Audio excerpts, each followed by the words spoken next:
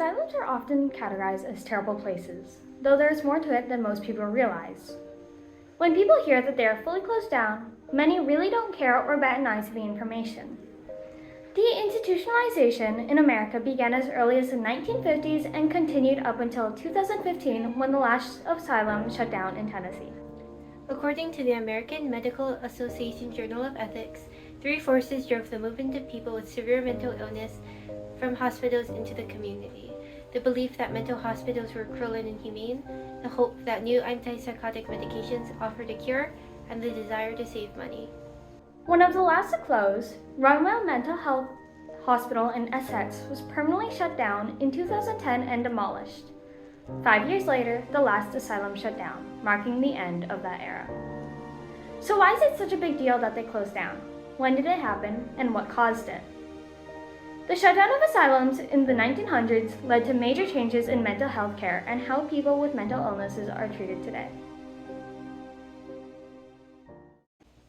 Most people know that asylums were made for those considered mentally unwell, but that's about the extent to their knowledge. In 1831, one of the first pauper asylums to open in Middlesex was a Middlesex County Lunatic Asylum at Honwell. It was run by a man named Dr. William Charles Elise, accompanied by his wife Mildred. The Middlesex County Lunatic Asylum was one of the first new state asylums and set many expectations for the ones to follow. This was extremely important to the growth and ultimate downfall of asylums in general. Life in asylums were often unpleasant.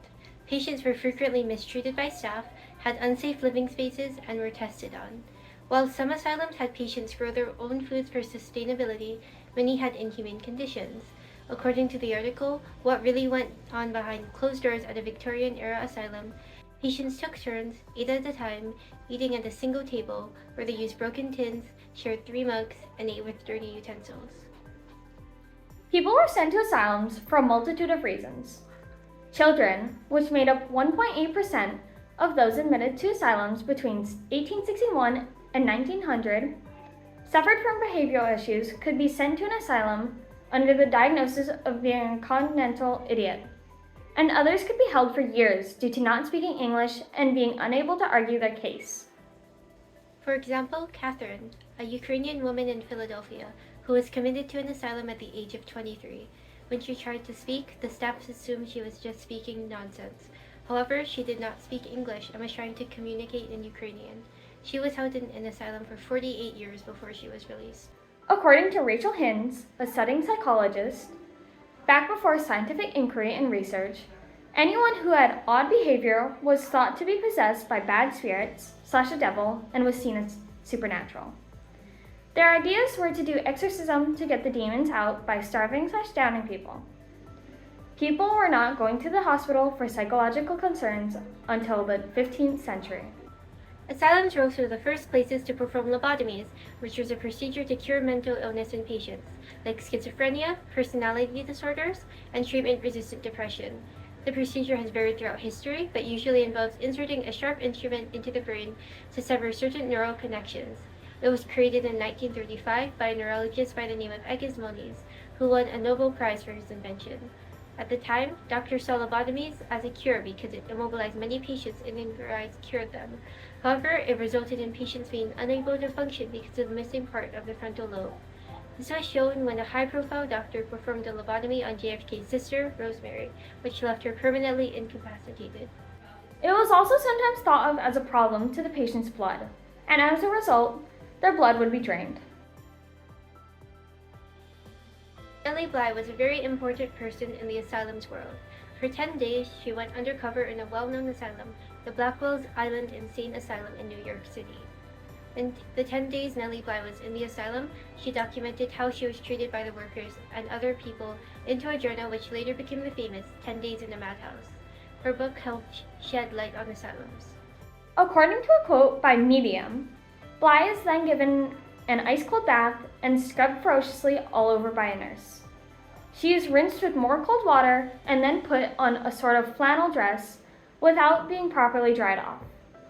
Her wet hair and skin then make her bed sheets and pillow as wet and cold as she is. and the single wool blanket she's provided is too short to cover her feet and shoulders at the same time. Along with overcrowding, there were fire hazards due to locked doors with no escape. Asylums were the cure to the mental crisis of the time, but times have changed. Asylums started deinstitutionalization, which is the process in which the society promotes the transfer of mentally ill people to another place to be taken care of rather than asylums. Whether this was on their own family's homes, a private institute, or community home, they were moved away from asylums. There were many laws and acts that contributed to deinstitutionalization. JFK, Community Mental Health Act. John F. Kennedy, the 35th president, was more involved in deinstitutionalization than many people know. His sister, Rosemary Kennedy, had undergone a lobotomy, which left her, at the age of 23, mentally incapacitated as a toddler. The Community Mental Health Act of 1963 was the last bill that JFK ever signed before being assassinated just 3 weeks later. It funded mental health centers and research facilities to study treatment and causes of mental health concerns. The Lanterman-Petrie Short Act, introduced in 1967, made it so you cannot be involuntarily given psychiatric treatment unless there's an emergency. You are no longer allowed to send family to asylums for no reason, and even if you suffer from a mental illness, they cannot admit you without a cause. This act caused many people to be released from asylums. How mental health is dealt with today is a contrast to times before deinstitutionalization. There's significantly more research in mental health treatment, and most patients are voluntarily admitted. In state and county psychiatric hospitals, 18% of people are voluntarily admitted. That number increases to 63% in private psychiatric hospitals. Around 60 to 70% of people have had depression or anxiety at some point of their life. Severe mental illness such as schizophrenia affects 10% of people. Even then, most people are only held for 48 hours and cannot be involuntarily admitted unless they cannot control themselves or try to harm others. Having a mental illness alone is not enough to be admitted to a psychiatric hospital. Overall, the fall of asylums led to major changes in the treatment of mental health.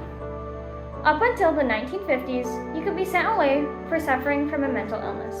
But now, treatment and help is more accessible than ever,